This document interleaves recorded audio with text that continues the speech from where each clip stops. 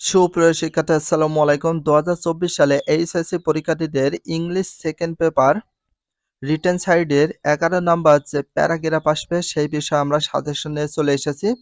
আর সাজেশনটা 100% আসার সম্ভাবনা খুবই বেশি। আর তোমাদের ২ ধরনের প্যারাগ্রাফ আসে। একটা হচ্ছে লিস্টিং বা ডেসক্রিপশন এক ধরনের প্যারাগ্রাফ যেটার মার্ক থাকবে হচ্ছে 15 মার্ক বা 15 মার্ক। তো এইটার আমরা সাজেশনটা প্রথমে দেখি লিস্টিং অথবা ডেসক্রিপশন হিসেবে এই ধরনের প্যারাগুলো থাকবে।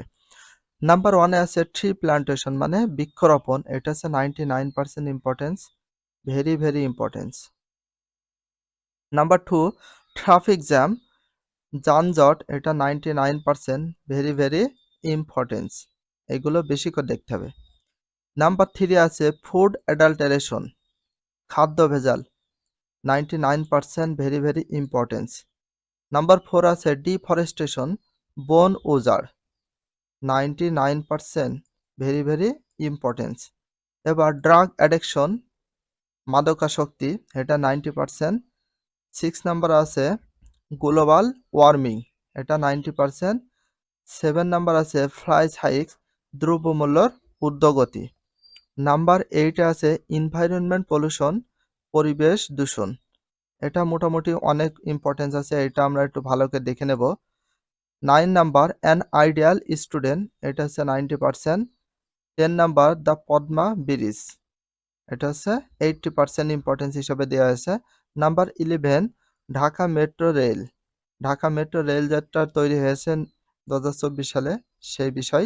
নাম্বার 12 আছে ওয়াটার পলিউশন, পানি দূষণ, 80% ইম্পর্টেন্ট। নাম্বার 13 আছে ডোরি সিস্টেম, যৌতুক প্রথা। নাম্বার 17 আছে এয়ার পলিউশন, এটা 80%। এখন তোমাদের একটা কথা বলি, যেগুলো 99% ইম্পর্টেন্স হিসাবে আছে সেগুলো আমরা সবচেয়ে বেশি পড়ব। এখানে টোটাল আছে 4টি বেস্ট অফ ইম্পর্টেন্স হিসেবে। Number 1 tree plantation, number 2 traffic jam, number 3 food adulteration, number 4 deforestation. এই 4টা সবচেয়ে বেশি পড়ব। যারা রিস্ক নিতে চায় না তারা সবগুলো একটু রিভিশন দিয়ে যেতে পারো। যেগুলো 90% সেগুলো রিভিশন দিয়ে এবং 80% গুলো যারা একেবারে মানে কোনো মতেই তারা রিস্ক নিতে চাও না তারা সবগুলো রিভিশন দিয়ে যেতে পারো।